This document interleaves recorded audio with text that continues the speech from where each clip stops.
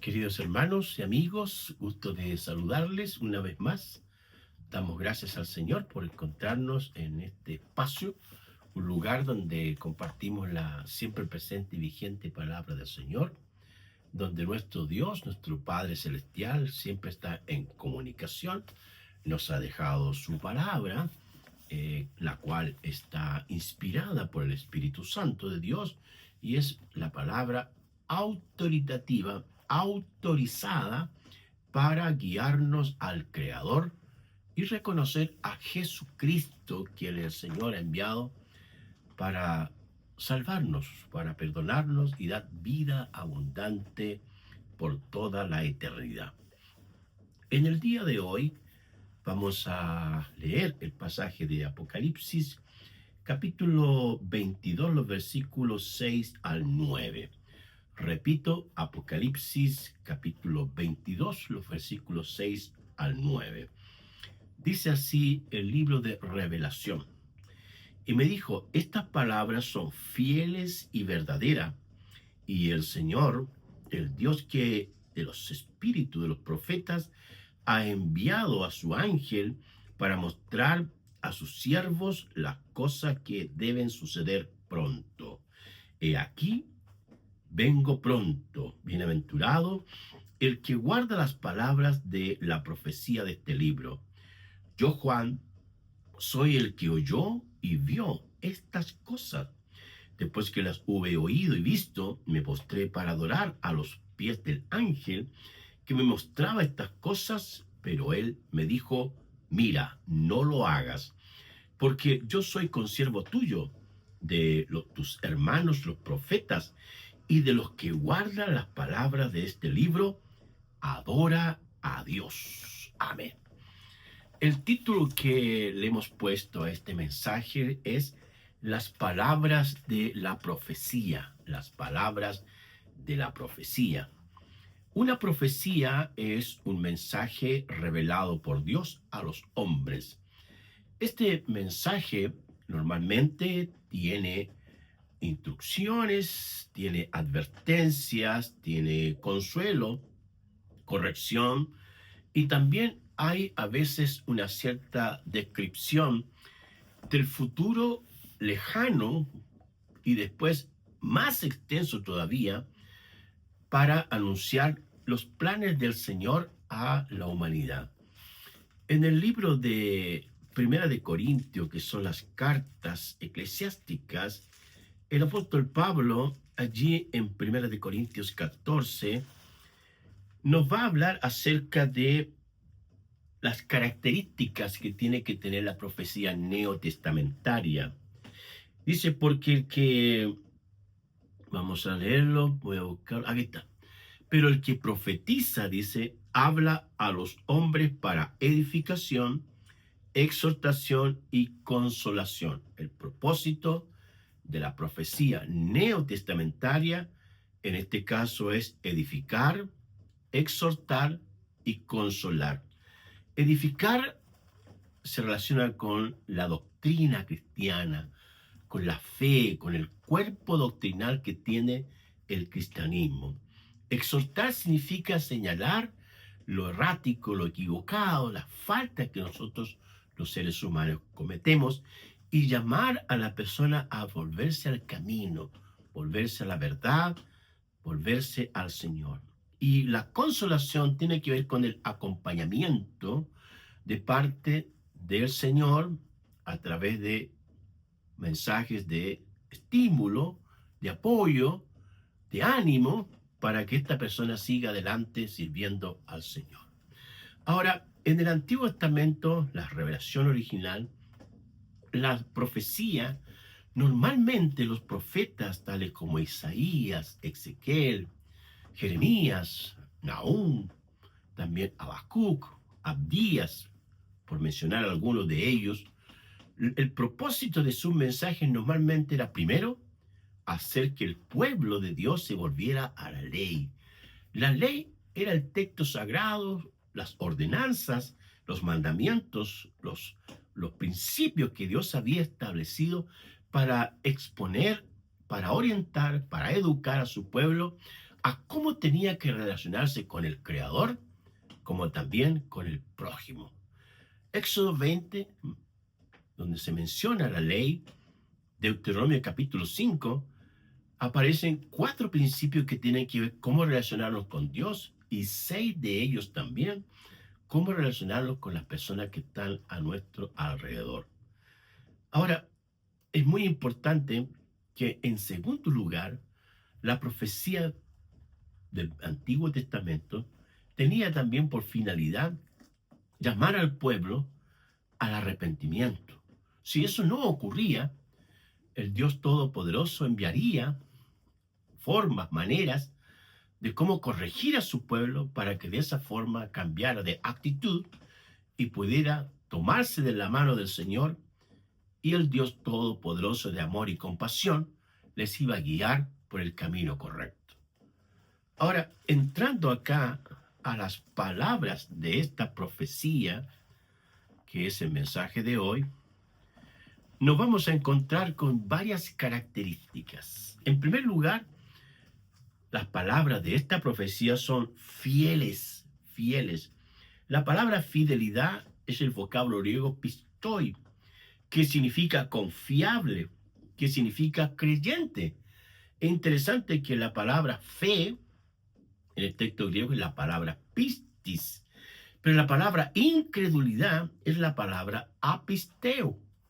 También la palabra pistis se traduce como alguien que es fiel. Y el infiel sería el apisteo o el incrédulo. En otras palabras, en las Escrituras encontramos a un hombre llamado Moisés, que en el texto sagrado en Hebreos capítulo 3, versículos 1 al 6, vamos a mirar ese pasaje. El autor escribe de este hombre llamado Moisés, que a él se le atribuyen los 5 primeros libros de las Sagradas Escrituras, lo que conocemos como el Pentateuco. Veamos lo que dice acá en Hebreos capítulo 3, 1 al 6. Dice: por tanto, hermanos santos, participantes del llamamiento celestial, considerad al apóstol y sumo sacerdote de nuestra profesión, Cristo Jesús, el cual es fiel al que lo constituyó, como también lo fue Moisés en toda la casa de Dios. Hablamos la casa de Dios, el tabernáculo, ¿bien? Porque de tanto mayor gloria que Moisés es estimado digno y aquí se refiere a Jesús, ¿cuánto tiene mayor honra que la casa que el que la hizo? Hablando de Jesús como el Dios Todopoderoso. Porque toda casa es hecha por alguno, pero el que hizo todas las cosas es Dios, refiriéndose a Jesús. Y Moisés, a la verdad, fue fiel en toda la casa de Dios, como siervo, para testimonio al que le iba de decir. Pero Cristo, como hijo sobre su casa, la cual somos nosotros, si retenemos firme hasta el fin la confianza, el gloriarnos en la esperanza. Qué interesante este análisis comparativo que hace el autor de Hebreos entre Moisés como también con nuestro Señor Jesucristo. Jesús, fiel en la casa, dueño de la casa, y en este caso hace una amplitud de sentido y conecta la casa histórica del pueblo de Israel con la casa presente, hablando de la iglesia del Señor. Jesús es fiel a su iglesia. Y Él espera también que nosotros como creyentes, que somos la casa de Dios en el Nuevo Testamento, seamos fieles al Señor, porque Él es Dios Todopoderoso y fiel con sus hijos. Bendito sea el Señor. Ahora, ¿qué tan fiel es usted? ¿Qué tan confiable es usted? ¿Qué tan creíble es usted? En segundo lugar, otra de las características de la profecía o las palabras de la profecía de Apocalipsis es que son verdaderas. La palabra verdad en el texto griego es aletheia y que tiene que ver con la realidad y con la sinceridad. En el Nuevo Testamento, nuestro Señor Jesucristo dice una de las declaraciones más trascendentes de la revelación del Evangelio de Juan. Juan 14:6 dice Jesús: yo soy el camino, la verdad y la vida. Nadie va al Padre si no es por mí.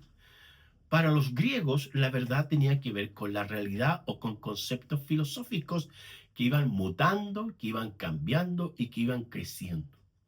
Para el Nuevo Testamento, nuestro Señor Jesucristo no es un concepto, Él es la persona misma de la verdad.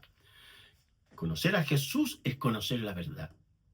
Nadie en un sentido es dueño de la verdad, pero aquel que conoce a Jesús está en la verdad, está plantado, creciendo, viviendo, teniendo comunión con la verdad, porque la verdad es nuestro Señor Jesucristo. Y las palabras de esta profecía, el libro de Apocalipsis, son verdaderas. Podemos confiar en la profecía neotestamentaria revelada en el texto de Apocalipsis, claro que sí. Ahí está el futuro de la humanidad personificado en la persona de Jesús, donde Él vendrá con poder, con gloria y majestad a juzgar a esta humanidad perversa y maligna que no ha querido arrepentirse ni entregarse al Señor para que Él le perdone sus pecados. Porque el que perdona nuestros pecados es Jesucristo. No es una iglesia, no es una persona, es Jesucristo el Señor. En tercer lugar, las palabras de la profecía son sólidas, son firmes, tienen un buen fundamento, no se pueden cambiar ni modificar, son inquebrantables. ¿Por qué decimos esto? Veamos el versículo 6. Y estas palabras son fieles y verdaderas, y el Señor, el Dios de los espíritus, profetas, ha enviado su ángel para mostrar a sus siervos las cosas que deben suceder pronto. Fíjese, ahí dice el Señor. El Señor, la palabra Señor en el texto griego es kurios o Kyrios, y se refiere al amo del universo. Él es la base, Él es la raíz, el sustento de la profecía o las palabras de esta profecía que encontramos en el libro de Apocalipsis. Y al mismo tiempo se menciona a Dios en las Escrituras, el personaje principal de toda la revelación. Desde el Génesis hasta el Apocalipsis es Dios Todopoderoso. Es Dios Todopoderoso. En todos los libros que uno va leyendo, el personaje central de estos libros es el Dios Todopoderoso. Las frases deben estar subordinadas al Dios Todopoderoso. Las oraciones, los párrafos, los libros, las grandes temáticas, los personajes, hombres o mujeres, todos están subordinados al Dios Todopoderoso. Y ese es el sustento de las palabras de esta profecía. Esta profecía es divina, es celestial, es única y excepcionalmente del Señor Dios Todopoderoso. En cuarto lugar, las palabras de la profecía son dichosas.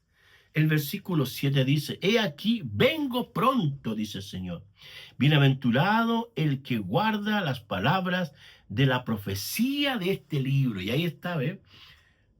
Son dichosas, ¿en qué sentido? En que el Señor viene. Recuerden que el Señor solo estuvo muerto 3 días y 3 noches, pero resucitó de entre los muertos.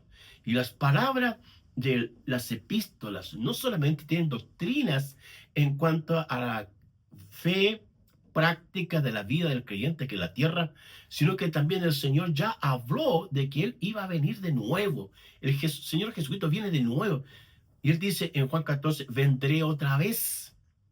Él viene a buscar a su pueblo, a su iglesia. Jesucristo viene. Ese es el mensaje neotestamentario. Jesucristo viene a buscar a su pueblo. Bendito sea el Señor. Y luego dice ahí: bienaventurado el que guarda las palabras de esta profecía. Guardar en las escrituras es internalizar para hacer. Meter las cosas dentro de nuestro corazón para luego cumplirlas. Y debemos estar siempre expectantes, porque en cualquier momento el Señor, Dios Todopoderoso, vendrá por los suyos. Bendito sea Dios. Lo que estamos esperando es la voz del Señor Jesús.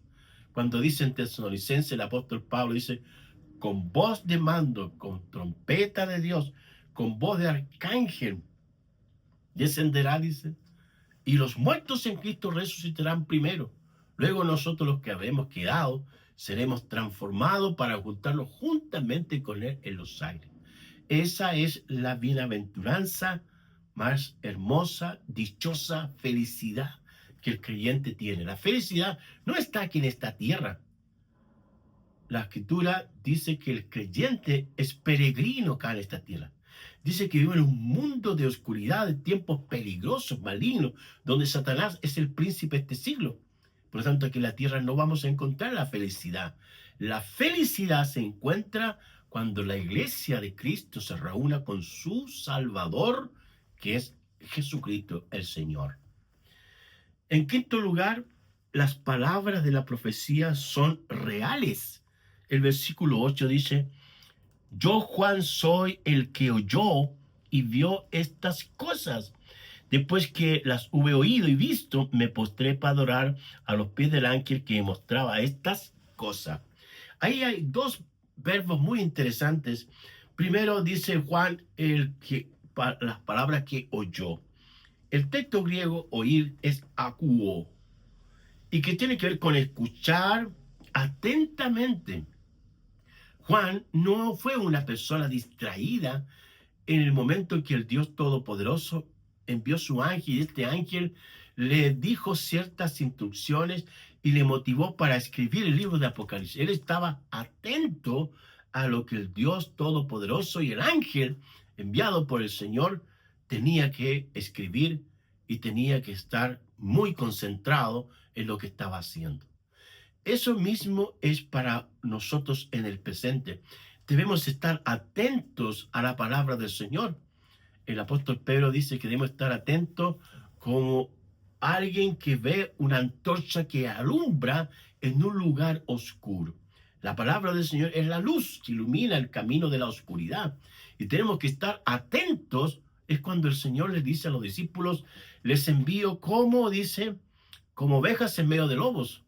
Sean también prudentes, así como la serpiente, y sencillos como paloma. Es estar con los ojos bien abiertos en el sentido espiritual y también físico, porque hoy día, lamentablemente, la ocasión hace al ladrón, y hay muchas personas que han sido robadas, asaltadas, y algunos han perdido la vida. Dios nos ayude en ese sentido. Y luego tenemos el otro verbo. Dijimos el primero, oír, y el segundo, vamos a verlo acá, dice, y ver. El verbo griego es blepo, que significa percibir, comprender. ¿Cuán importante es percibir bien las cosas espirituales? Cuán importante es comprender las cosas que son del espíritu y separarlas, aquellas cosas que son carnales. Hay un pasaje en el libro de Filipenses, que es una epístola muy interesante, que el apóstol Pablo escribe a la iglesia de Filipo y les habla acerca de la importancia de la predicación del evangelio y los motivos correctos que hay que tener para trabajar en el ministerio. Filipenses capítulo 1, versículos 12 y en adelante, leo: quiero que sepan, hermanos, que las cosas que me han sucedido han redundado más bien para el progreso del evangelio, de tal manera que mis prisiones se han hecho patentes en Cristo en todo el pretorio y a todos los demás. Y la mayoría de los hermanos, cobrando ánimo en el Señor con mis prisiones, se atreven mucho más a hablar la palabra sin temor. Algunos a la verdad predican a Cristo por envidia y contienda, pero otros de buena voluntad. Los unos anuncian a Cristo por contención, no sinceramente, pensando en añadir aflicción a mis prisiones, pero otros por amor, sabiendo que estoy puesto para la defensa del evangelio. Y aquí uno encuentra motivos correctos que son para predicar el evangelio, que sería uno, de buena voluntad. Tener esa buena voluntad, esa disposición, esa humildad, ese espíritu dócil de servicio para compartir la palabra. Y segundo, por amor. El ministerio de Jesús fue por amor a las personas. Él se dio desinteresadamente a las personas y siempre un espíritu humilde, dócil, manso. Cuando él dice, aprende de mí que soy manso y humilde, ahí está, ¿ves? Nuestro Señor Jesucristo haciendo ese acto precioso, conductual de la humildad. ¿Y cuáles serían los motivos incorrectos? Ahí tenemos contención. Hay gente que solo contiende, solo pelea con unos o con otros. Segundo dice, envidia dijimos, contención. Y otro dice, no sinceramente. Solo el Señor puede leer, chequear, discernir los motivos que son correctos e incorrectos frente a lo que es la predicación del Evangelio. Pero es el apóstol Juan que hace esta distinción en que las palabras de la profecía apocalípticas son reales y él testifica de lo que vio y lo que oyó. Y es lo que nosotros hoy día también tenemos que estar muy presentes en cuanto a agudizar nuestro oído y escuchar la palabra del Señor. Y esa palabra del Señor hacer la vida en nosotros. Y no estar escuchando cosas que no corresponden, que son carnales, que son manifestaciones impuras, contenciosas, de envidia, de pleito, que a veces algunas personas que no tienen madurez espiritual o se andan mostrando por un lado y otro para hacerse un cartel o un testimonio, usando cosas que no son propias de la fe cristiana. Finalmente, en sexto lugar, las palabras de la profecía, dice, son para adorar a su autor. Adorar a su autor. El apóstol Juan, frente a la magnitud de esta revelación, a la grandeza de lo sublime que era todo lo que él había visto y oído y escrito, iba a adorar al ángel. Y el ángel le dice ahí, y él me dijo, mira, no lo hagas, le dice el ángel, ¿ve? Porque yo soy consiervo tuyo, de tus hermanos los profetas, y de los que guardan las palabras de este libro, adora a Dios. Los ángeles son criaturas, no son dioses, son criaturas. Y en ese sentido, la enseñanza sistemática, expuesta, desarrollada por todos los hombres que fueron inspirados por el Espíritu Santo, dejaron muy en claro, en forma muy reiterativa, que solamente se le adora a Dios. El único digno de alabanza, de honra, de reconocimiento, de todas las cosas es el Dios Todopoderoso, nuestro Señor Jesucristo, el Espíritu Santo, la Santísima Trinidad. No se equivoque, la Santísima Trinidad. A Él sea la gloria. Y así está establecido. Y los escritores canónicos o sagrados, durante 1600 años que tienen las escrituras aproximadamente, dejaron establecido que solo al Señor la gloria, solo al Señor la honra, solo al Señor el honor. Y eso es lo que aprende un creyente. El apóstol Pedro necesitó un cable a tierra y este ángel bien ubicado le dice, no, adora a Dios. Y así dice el texto, ¿ve? Porque yo soy consiervo tuyo. Después dice, adora a Dios. Esta palabra adorar es la palabra griega proskuneo. Y proskuneo significa postrarse, inclinarse para besar a la persona digna de adoración, que en este caso es el Dios Todopoderoso. Bendito sea el Señor. Esta profecía apocalíptica es fiel, verdadera, sólida, firme, y la actitud del creyente al oírla, al escucharla, es postrarse para adorar al Señor, nuestro Señor Jesucristo, nuestro Dios Todopoderoso. Honrarlo, agradecerle de que Él nos salvó, que Él nos perdonó y que viene por nosotros para llevarnos a este reino glorioso y eterno que nuestro Señor Jesucristo logró con su sangre, con su vida, con su muerte, con su resurrección y por amor a nosotros. Así que usted le invitamos para que se acerque al Señor. Invita a Jesucristo a su corazón. Dígale, Señor, ven a mi vida. Sálvame, Señor. Perdóname, Señor. Porque el Redentor es nuestro Señor Jesucristo. Su nombre es Salvador. Jesús significa salvación. No es en vano que haya Jesús tener este nombre. Estaba profetizado, los profetas habían hablado y específicamente Jesús es nuestro Salvador, es nuestro Señor y nuestro pronto Rey venidero. Oremos. Padre bueno, te damos gracias por haber venido a este mundo, haber muerto por nuestros pecados, haber resucitado y pronto vienes a buscar a tu iglesia. Eso dice el libro de la Revelación de Apocalipsis. He aquí vengo pronto. Bienaventurado el que oye las palabras de esta profecía y las guarda en su corazón y las atesora ahí y tiene sus sentidos espirituales atentos para escucharte a ti, Señor, y vivir en tu palabra. Te bendecimos, te damos gracias por tu palabra, por estas palabras preciosas de este libro, en el nombre de Jesús. Amén. Que Dios les bendiga.